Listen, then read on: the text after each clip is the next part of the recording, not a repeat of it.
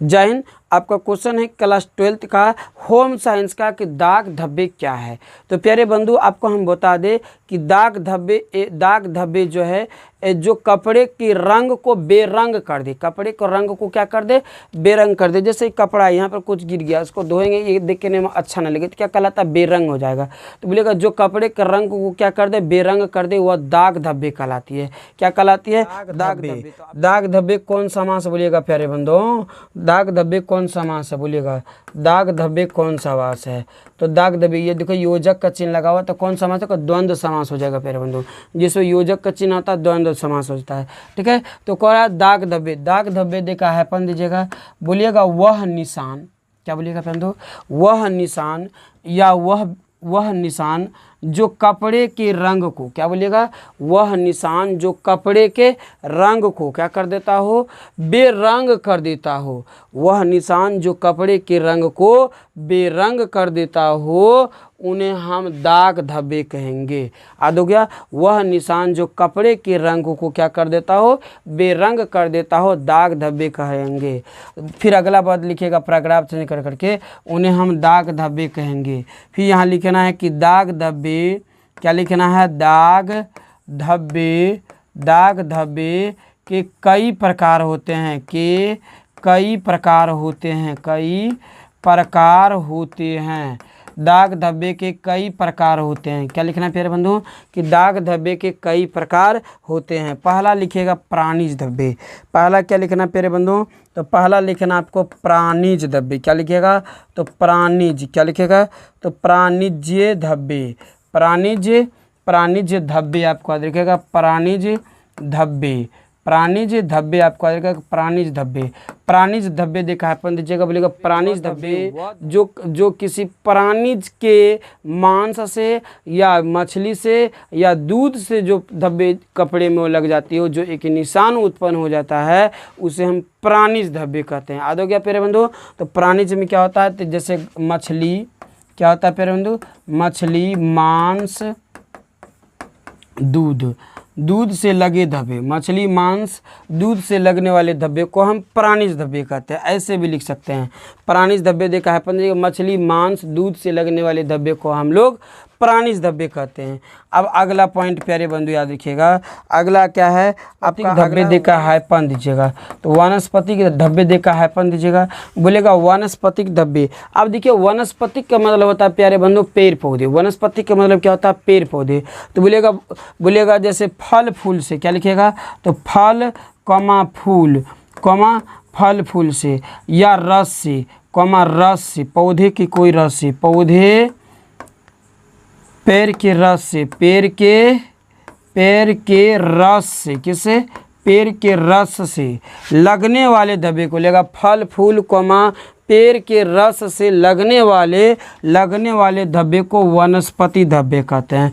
फल फूल कमा पेड़ के रस से, कोई पेड़ को देखते हैं रस, कभी कभी देखते हैं कि जैसे जाते होंगे कोई रस चू गया, अब कपड़े पर दाग लग गया, तो पेड़ के फल फूल कमा पेड़ से, कोई फल खा रहे थे, अब लग गया, कोई फूल था आपको छू लिए, कपड़े पर गिर गया, लग गया, तो बोलेगा फल फूल कोमा पेड़ के रस से लगने वाले धब्बे को हम लोग वनस्पति धब्बे कहेंगे। क्या कहेंगे, वनस्पति धब्बे कहेंगे। आध हो जाएगा प्यारे बंधु, उसको क्या कहेंगे हम, तो वनस्पति धब्बे कहेंगे। आप मेरी बात को समझ लीजिए प्यारे बंधु। तीसरा पॉइंट आपको याद दीजिएगा, तीसरा पॉइंट आपको याद रखिएगा हमारे प्यारे बंधुओं। तीसरा पॉइंट दीजिएगा वसा युक्त धब्बे। क्या लिखिएगा, तो वसा युक्त, क्या लीजिएगा, तो वसा युक्त धब्बे। क्या दीजिएगा, तो वसा युक्त धब्बे। तो वसा युक्त धब्बे देखा हैपन दीजिएगा, वसा युक्त धब्बे देखा हैपन दीजिएगा। बोलेगा अब वसा में क्या होता है, जैसे हो गया घी, क्या हो गया, तो घी हो गया, कॉमा तेल हो गया, कॉमा क्रीम हो गया, क्या हो गया, क्रीम। तो ये सब है प्यारे वसा वाला चीज़ है, ये सब क्या है, वसा वाला चीज़ है। तो बोलेगा वसा युक्त धब्बे, घी तेल मक्खन क्रीम, घी तेल, ये सब वसा युक्त धब्बे पदार्थ है। कैसे पदार्थ है, तो घी तेल मक्खन क्रीम क्या वसा युक्त पदार्थ है। तो बोलेगा वसा युक्त पदार्थ देखा है पंद्रह, बोलेगा घी तेल मक्खन क्रीम से लगने वाले धब्बे को हम क्या कहते हैं, तो वसा युक्त धब्बे कहते हैं। क्या कहते हैं प्यारे बंधु, तो वसा युक्त। अगला दीजिएगा प्यारे बंधु खनिज धब्बे। चौथा नंबर क्या दीजिएगा, तो चौथा नंबर दीजिएगा आपको खनिज धब्बे। क्या, खनिज धब्बे। खनिज धब्बे देखा है 15 जगह। अब देखा खनिज धब्बे वह धब्बे हैं जिन्हें खनन के द्वारा प्राप्त किया जाता है, जिन्हें खनन के द्वारा प्राप्त किया जाता है वह धब्बे, और उससे जो लगने वाले निशान को खनिज धब्बे कहते हैं। जैसे मिट्टी तेल, क्या दीजिएगा, तो मिट्टी तेल क्या है, मिट्टी तेल, मिट्टी तेल क्या है प्यारे बंधु, तो खनिज है। पेट्रोल क्या हो गया, तो पेट्रोल आपको याद रखिएगा प्यारे बंधु, क्या दीजिएगा, तो पेट्रोल, क्या दीजिएगा, तो पेट्रोल आपको याद रखिएगा, पेट्रोल, पेट्रोल हो गया। डीजल हो गया, डीजल हो गया, डीजल, ठीक है ना। कोयला हो गया, कोयला हो गया प्यारे बंधु, कोयला हो गया। बोलिएगा मिट्टी, पेट्रोल, डीजल, कोयला इत्यादि खनिज तेल, खनिज पदार्थ हैं, और इनसे लगने वाले चिन्ह को हम लोग खनिज धब्बे कहते हैं। इनसे लगने वाले चिन्ह को हम क्या कहते हैं, तो खनिज धब्बे कहते हैं। क्लियर, यहाँ तक किसी को दिक्कत, यहाँ तक किसी को दिक्कत। और बोलेगा अन्य धब्बे। अब अगला क्या लिखेगा, तो अगला 5 नंबर दीजिएगा प्यारे बंधु, 5 नंबर लिखेगा अन्य धब्बे। अन्य धब्बे देखा है पंद, बोलेगा और अन्य धब्बे, तो अन्य धब्बे में हो गया जैसे प्यारे बंधु हो गया, अन्य धब्बे में मिट्टी हो गया, और क्या कहा जाए, पसीना हो गया, या किसी प्रकार के सेंट हो गया, या किसी प्रकार के रंग हो गया, ठीक है ना। तो इत्यादि प्रकार के से जो हमारे कपड़े पर जो कोई निशान या चिन्ह लग जाता है, और ऐसे धब्बे को हम लोग प्यारे क्या कहते हैं, अन्य धब्बे कहते हैं। मुझे आशा है और विश्वास है आप लोग स्क्रीनशॉट कर लीजिएगा प्यारे बंधुओं, स्क्रीनशॉट कर लीजिएगा। चलिए बहुत अच्छा, और मुझे आशा भी है और साथ ही साथ मेरे विश्वास भी है कि हमारे प्यारे सदस्य जो हैं, हमारे प्यारे बंधुओं जो है, हमारे प्यारी बहनें जो है, इस प्रकार को चैनल को सब्सक्राइब कर लिए होंगे और लाइक भी कर दिए होंगे, और सबसे अपने नटखट दोस्त के पास शेयर भी करने वाले होंगे, और शेयर कर भी देंगे। मिलते हैं प्यारे अगले वीडियो में, यहाँ तक के लिए सभी को जय हिंद। आप जुड़े होते ट्रिक्स ऑनलाइन क्लासेस के साथ, तो मैं आपको विश्वास दिलाता हूं कि हर प्रकार के क्वेश्चन को, हर विषय के क्वेश्चन को आपको ट्रिक्स माध्यम से पढ़ाने का प्रयास करेंगे। मिलते हैं अगले वीडियो में, यहाँ तक के लिए सभी को जय हिंद, जय। तो आपका क्वेश्चन है कि चेक क्या है, या चेक कितने प्रकार के है। चेक क्या है, क्वेश्चन आपका है प्यारे बंधुओं कि चेक क्या है, चेक क्या है, और चेक कितने प्रकार के, चेक कितने प्रकार के है, कितने प्रकार का है, प्रकार क्या है। तो आपको पहले प्यारे बंधु करना क्या है कि सबसे पहले तो चेक देकर का हाइफन दीजिएगा, एक ऐसे देकर का, और नीचा में एक रेकरिंग दे दीजिएगा। इस तरह से बेहतर होता है कि वो समझ जाएगा कि चेक का बारे में लिख रहा है। अब आपको हम बता दूं कि चेक जो है एक विश्वसनीय कागजीय मुद्रा है। क्या है, यह कागज़ पे होता है। ये जो चेक होता है क्या होता है, तो ये कागज़ होता है, ये कॉपी की पन्नी की तरह होता है। तो चेक बोलिएगा कि चेक एक विश्वसनीय कागजीय मुद्रा है। चेक क्या है, चेक एक विश्वसनीय कागज मुद्रा है, ठीक है। और यह जो है चेकबुक, यह चेकबुक जो है बैंक के द्वारा दिया जाता है। यह चेकबुक कौन देता है, तो यह चेकबुक बैंक को देता है, और सबको नहीं देता है। जिसका बैंक में उस खाता है, मान लीजिए कि ये देखिए ये बैंक है HDFC बैंक, मान लीजिए कि हम इस HDFC बैंक में हम क्या किए, खाता खुलवाएं, या आप ही क्या किए इस बैंक में आकर खाता खुलवाएं, तो आप क्या हुए, HDFC बैंक का आप धारक हो गए। क्या हो गए, धारक हो गए, या आप जमा करता हो गए, क्या हो गए, जमा करता हो गए, या खाता धारक हो गया। आप क्या हो गए, आप आए और इस बैंक में खाता खुला लिए, तो आप क्या हो गए, जमा करता हो गए, या प्राप्त करता हो गया। आप क्या हो गए, आप प्राप्त करता हो गए किस बैंक का, तो HDFC बैंक का। कोई भी सबका अलग अलग बैंक है। अब मेरे बात के प्यारे बंधु सुन लीजिए। तो क्वेश्चन क्या करना है कि चेक एक प्रकार के कागज विश्वसनीय मुद्रा, ऐसे लिखना है। यह बैंक द्वारा अपने जमाकर्ता को या प्राप्तकर्ता को दिया जाता है। इस प्रकार के चेक से आसानी से जमा राशि को हम प्राप्त कर सकते हैं या निकाल सकते हैं। यह मुख्यतः 3 प्रकार के होते हैं। यह लिखेगा, यह मुख्यतः 3 प्रकार के होते हैं। क्या लिखेगा, पैराग्राफ चेंज करके भी लिख सकते हैं। यह मुख्यतः 3 प्रकार के होते हैं। अब देखिए 3 प्रकार देने के बाद पहला क्या होता है, तो मेरे बात कैसे, पहला चेक होता है पहले प्यारे आपको याद रखिएगा, वाहक चेक। क्या होता है, वाहक चेक आपको याद रखिएगा। अब वाहक चेक क्या होता है, पहले भरने के लिए चेक समझ लीजिए। मान लीजिए हम किसी को 10,000 रुपया दे रहे हैं, क्या दे रहे हैं, 10,000 रुपये दे रहे हैं। और सिर्फ हमें 10,000 लिख देते हैं तो वो क्या करेगा, एक जीरो इस तरह से बैठा लेगा। और जब एक जीरो बैठा लेगा तो फिर तो वहाँ पर 1 लाख हो गया। तो यहाँ पर क्या करना है प्यारे बंधु समझिए, यहाँ क्या करना है मेरे बात को समझिए। 10,000 हम किसी को दिए हैं तो हमको यहाँ क्या करना है, इस तरह से सटा करके एक लकीर खींच देना है।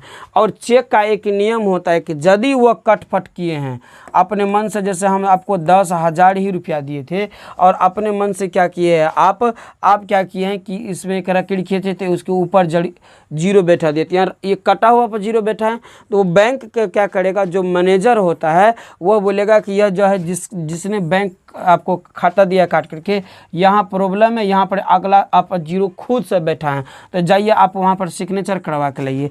आप सोचिए कि यदि जो काट के दिया था तो वो तो इतना जीरो बैठाया नहीं था और बाद में आप जीरो बैठा है, कटफट हुआ है, तो वहाँ तो चप्पल जूता लगेगा ही, तो डर से आप वहाँ पर जाइएगा नहीं, ठीक है ना। तो ऐसा नहीं करना है, ठीक है, तो ऐसा नहीं करना है, नहीं तो फंस जाइएगा कभी न कभी, ठीक है।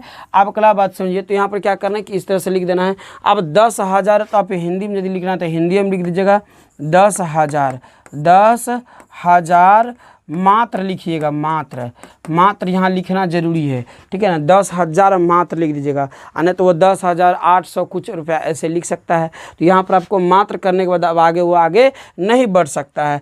अब यहाँ पर जो देखिए, यहाँ पर क्या है, AC और SB अकाउंट। तो यहाँ पर मेरी बात समझिए, जो जिसका क्या कहा जाए प्यारे बंधु कि जो खाता मतलब क्या कहा जाए, चेक काट के दे रहा है तो उसका अकाउंट जो है यहाँ पर भराएगा, ठीक है। या और इसके बाद जिसको दे रहा है उसका अकाउंट यहाँ पर रहेगा, ठीक है। वो अपना अकाउंट यहाँ पर लिखेगा, अपना अकाउंट यहाँ पर लिखेगा, ठीक है। यहाँ पर अपना अकाउंट लिखेगा और यहाँ पे क्या करेगा, आपका नाम लिख देगा, आपका नाम लिख देगा। मतलब किसी का ओम नाम को ओम कुमार से हम यहाँ पर काटे हैं, ओम कुमार से हम चेक काटे हैं तो ओम कुमार लिख दिए। और यहाँ पे क्या लिखा रहेगा, बीरर लिखल रहेगा। क्या लिखा रहेगा प्यारे बंधु, बीरर लिखल रहेगा। अब इस प्रकार के चेक को खो जाने पर खतरा बना होता है। वाहक चेक को खो जाने पर क्या होता है, खतरा बना होता है। कैसे खतरा बना होता है कि यह चेक जिसको प्राप्त हो गया वह पैसा जाकर आसानी से निकाल लेगा, ठीक है ना। वह जो है अपना पैसा को आसानी से प्राप्त कर लेगा, ठीक है ना। वह पैसा को अपने आसानी से प्राप्त कर लेगा, क्लियर।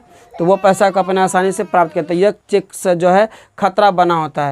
अब मान लीजिए कि यहाँ पर आज हम काट रहे हैं, आज मेरा 3 तारीख है, 3 तारीख है, कितना 2 तारीख है, आज कितना तारीख है, तो आज मान लीजिए 2 तारीख है, 6ठा महीना है और 2024 है, ठीक है। तो आज हम ये चेक काट रहे हैं। यदि यह चेक का यदि डेट जो है, डेट ख़त्म होने के बाद भी हम 3 महीने तक इसका जो है वैलिड होता है, हम इसको जाकर के बना सकते हैं।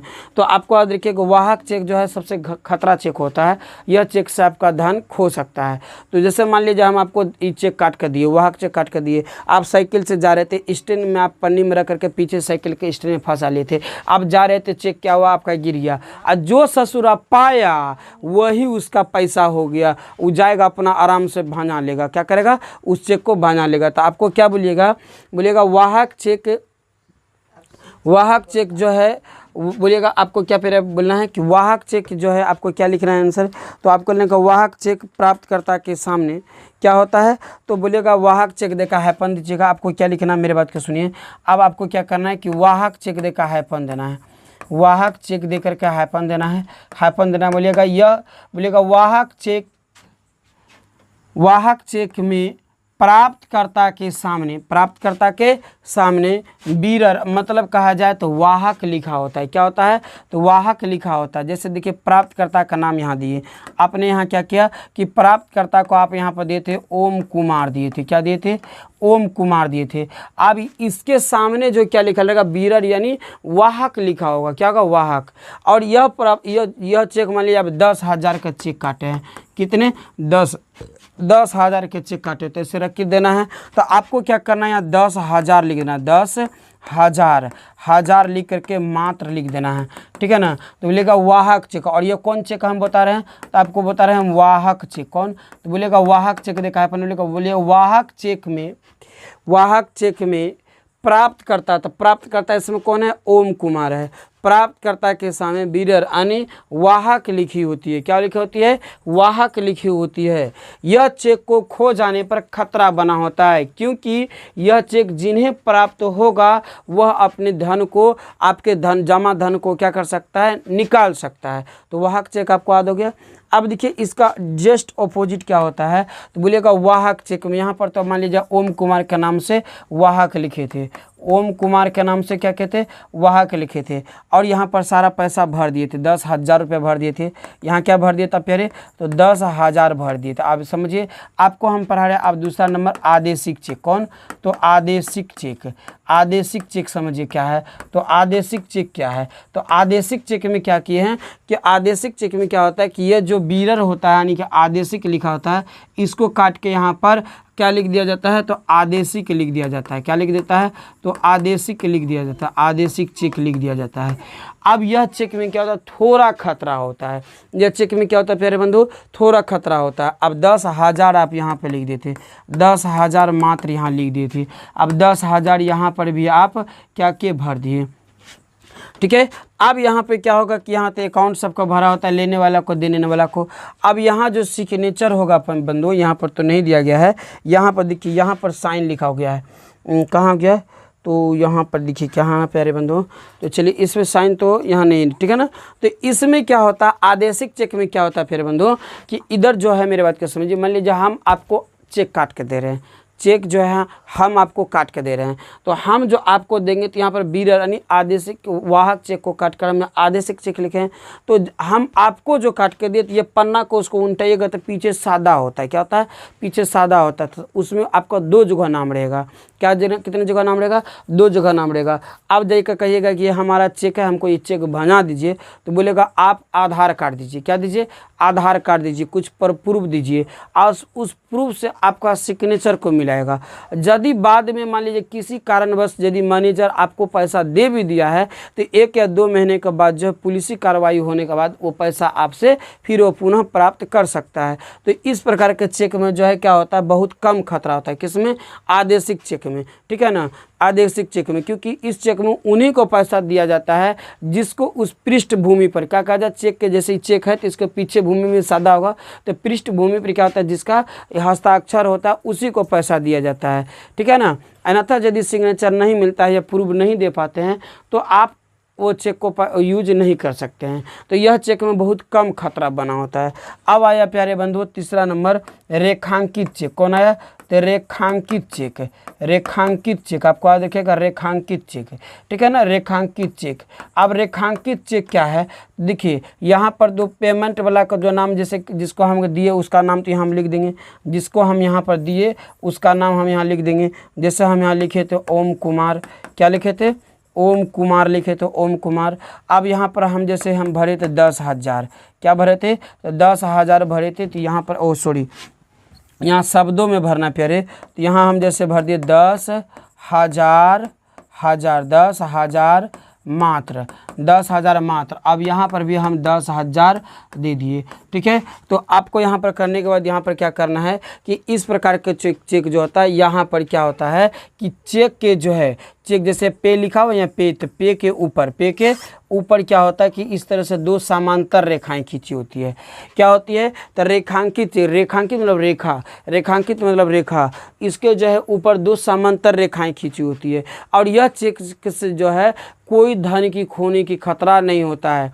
चेक को काट दीजिए और सड़कों पर आप जाकर बिक दीजिए, या कोई उठा करके सोचेगा वाह जाते हैं हम अपने अकाउंट में पैसा भर लेंगे, यह चेक जैसे वो ले जाकर बैंक में देगा। तो जिसका यहाँ पर अकाउंट में नंबर है और जिसका यहाँ पे भरा हुआ है उसी के अकाउंट में पैसा जाएगा, बल्कि किसी के नहीं। इस प्रकार के चेक जो पैसा बैंक डायरेक्ट हाथों हाथ नहीं देता है, उसका अकाउंट में जमा कर देता है जिसका यहाँ पर नाम भरा हुआ है या अकाउंट भरा हुआ है, ठीक है। तो आपको रेखांकित चेक भी पता हो गया होगा। तो आपको याद रखिएगा वाहक चेक में खतरे बने होते हैं, यह चेक कोई जो भी प्राप्त करेगा उसका पैसा चल जाता है। और आदेशिक चेक में जो है अवाहक चेक को काटकर आदेशिक चेक लिख दिया जाता है। इस प्रकार के चेक में खतरा ना के बराबर होता है। उसमें जिसमें पृष्ठभूमि पर नाम होता है उसी को दिया जाता है। रेखांकित चेक बोलेगा, रेखांकित चेक में जो है बाईं और क्या होता है कि 2 समांतर रेखाएं खींची होती है और इस चेक की राशि जो है उन्हीं को प्राप्त होता है जिनका चेक में क्या होता है, नाम होता है। जिनका चेक में क्या होता है फिर बंधु, तो जिनका चेक में क्या होता है, नाम होता है। क्लियर, यहाँ तक किसी को दिक्कत नहीं होगा प्यारे बंधु। ठीक है, आप इसी प्रकार के और वीडियो पढ़ने के लिए आप हमारे चैनल को प्यार से सब्सक्राइब कर दीजिए और प्यार से लाइक कर दीजिए और शेयर अपने नटखट दोस्त के पास कर दीजिएगा। सब दोस्त को नहीं करना, अपने नटखट दोस्त के पास शेयर करना है। मिलते हैं अगले वीडियो में, यहाँ तक के लिए सभी को जय हिंद, जय भारत, जय हिंद। तो आपको इसमें जो है आपको क्लास 12th के होम साइंस का बहुत ही इंपॉर्टेंट क्वेश्चन पढ़ाने वाले, जो नेक्स्ट ईयर जो एग्जाम होने वाले उसमें ज़्यादातर आने की संभावना है। किशोरावस्था जो पेड़ आपका रखेगा 13 से 21 वर्ष के बीच होता है। मतलब किशोरावस्था जो प्रारंभ होता है किससे, तो 13 से 21 वर्ष। जब जो लड़का या लड़कियां 13 वर्ष के हो जाते हैं उसके बाद के जो उसका जो अवस्था गुजरता है 21 वर्ष तक, इस अवस्था को हम लोग किशोरावस्था कहते हैं। याद हो गया। ऑब्जेक्टिव क्वेश्चन यह भी पूछा जा सकता है कि किशोरावस्था की अवधि काल क्या होती है। तब याद रखिए किशोरावस्था के अवधि काल जो होता है 13 से 21 वर्ष होता है। अगला हो गया, अगला पॉइंट हुआ। अब ये हुआ अगला पॉइंट है कि किशोरावस्था को बाल्य अवस्था के अंतिम अवस्था से शुरू होता है। अब आपको याद रखिएगा किशोरावस्था जो प्यारे बंधु याद रखिएगा, किशोरावस्था जब बाल्य अवस्था के अंतिम अवस्था, ठीक है ना। तो 6 वर्ष से लेकर के जो है 13 वर्ष तक की आयु को बाल्य अवस्था के रूप में एक देखा जाता है। ठीक है ना, किस अवस्था में, तो बाल्य अवस्था में देखा जाता है। अब आपको याद रखिएगा कि यह अवस्था जो है किशोरावस्था कहाँ शुरू होता है, तो बाल्य अवस्था जैसे ही समाप्त होता है, बाल्य अवस्था जैसे ही 13 वर्ष के अवधि में समाप्त होता है और वहाँ से जो अवधि स्टार्ट होता है, अवधि का जो उम्र जो स्टार्ट होता है, लड़का हो या लड़की, तो वह अवस्था क्या कहलाता है, तो किशोरावस्था कहलाता है। वह अवस्था क्या कहलाता है, तो किशोरावस्था कहलाता है। आपको याद रखिएगा किशोरावस्था को तूफानी अवस्था या बसंत काल अवस्था भी कहते हैं। किशोरावस्था को क्या कहते हैं, तो किशोरावस्था को तूफानी अवस्था या बसंत काल अवस्था कहते हैं। अब किशोरावस्था को बसंत काल या तूफानी अवस्था क्यों कहते हैं, क्योंकि इस अवस्था में ही लड़का और लड़की प्रायः बिगड़ता है। इस अवस्था में ही लड़का लड़की प्रायः बिगड़ता है। इसी अवस्था में जो है लड़का को लड़की के प्रति चाहत बढ़ने लगता है और लड़की को लड़का के प्रति चाहत जाने लगता है। ठीक है ना, लड़की को लड़का के प्रति और लड़का को लड़की के प्रति। और इस अवस्था में जो लड़का और लड़की सूझबूझ के साथ अपने जीवन को यापन करता है और मतलब अपने जीवन को चलाता है, तो वह व्यक्ति ही एक क्या कहा जाए, एक सामाजिक और अच्छे नागरिक और जिम्मेदार नागरिक बनते हैं। ठीक है ना, तो यह अवस्था बहुत खतरनाक अवस्था होता है प्यारे। ठीक है ना, कौन, तो तूफानी अवस्था या वसंत अवस्था। और इसका है किसका, तो किशोरावस्था का ही एक रूप है। किशोरावस्था के एक रूप है तूफानी अवस्था या बसंत अवस्था। इस अवस्था में जो है लड़का और लड़कियों में कई मानसिक और शारीरिक विकास होता है। इस अवस्था में जो है क्या कहा जाए, किशोरावस्था में जो है मानसिक अवस्था जो बढ़ जाता है, उसको अच्छा भला बुरा कुछ सोच समझ आ जाता है। लड़का लड़की में जो है किशोर यानी 13 वर्ष के बाद जो है उसको जो है अच्छा भला बुरा समझ में आ जाता है कि क्या करने के बाद क्या परिणाम होगा और क्या करने के बाद क्या पूरा परिणाम होगा। ठीक है ना, तो ये जो है किशोरावस्था में प्रारंभ हो जाता है और मानसिक विकास होता है। और शारीरिक विकास में जैसे होता है कि लड़की को लड़कियों में जैसे कहा जाए कि आवाज़ में चंचनाहट सा आना, लिप्स जो है लिप्स ये जो है तेलहेपन सा होना। ठीक है ना, लिप्स कैसे होना, तेलहेपन सा होना, आवाज़ झंझनाहट होना और शारीरिक प्रजनन अंग में वृद्धि होना। प्रजनन अंग में क्या होना, विकास होना। जैसे मतलब प्रजनन अंग समझ गए होंगे, तो प्रजनन अंग में क्या होना, विकास होना लड़कियों में। लड़का में भी है जैसे कंठ का निकल आना। ठीक है ना, कंठ को निकल आना, आवाज़ में भारीपन होना, आवाज़ में क्या होना, भारीपन होना, वजन होना एवं इत्यादि विधि होने लगता है। तो आपको परिभाषा कैसे लिखेगा प्यारे बंधु, बोलेगा किशोरावस्था बाल्य अवस्था के समाप्त होते ही प्रारंभ हो जाता है। यह अवस्था 13 से 21 वर्ष तक की अवधि तक माना जाता है। ठीक है, 13 से 21 अवधि तक माना जाता है। इस अवस्था का जो प्रारंभ होता है, ठीक है ना, माना जाता है। यह अवस्था को बसंत या बसंत काल अवस्था या तूफानी का अवस्था भी कहा जाता है। इस अवस्था में जो है लड़का और लड़कियों में कई मानसिक और शारीरिक विकास हो जाता है, ठीक है ना, कई मानसिक और शारीरिक विकास होने लगता है। ठीक है प्यारे बंधु, जैसे शरीर के प्रजनन अंग में वृद्धि होना, लड़कियों में शरीर के प्रजनन अंग में वृद्धि होना, आवाज़ का चंचनाहटपन होना, तो होठ जो है जो क्या कहा जाए एक तिलहेपन होना, लड़के में कंठ का निकल आना, कंठ का निकल आना, कई अंगों पर बालों को उगाना, दाढ़ी मूंछ आ जाना, आवाज़ में भारीपन होना, यह सब किसका पहचान है प्यारे बंधु? तो किशोरावस्था को। मुझे आशा और विश्वास है कि आपको समझ में आ गया होगा, और यह भी आशा है कि आप चैनल को सब्सक्राइब भी कर दिए होंगे और लाइक तो ज़रूर किए होंगे आप अपनी तरफ से। तो मिलते हैं प्यारे अगले वीडियो में। इसी प्रकार के यदि आपको प्रॉब्लम होता है तो आप ट्रिक्स ऑनलाइन क्लासेस सर्च कीजिए और क्वेश्चन को नाम बोलिए, आपका क्वेश्चन आ जाएगा। जय हिंद, जय भारत।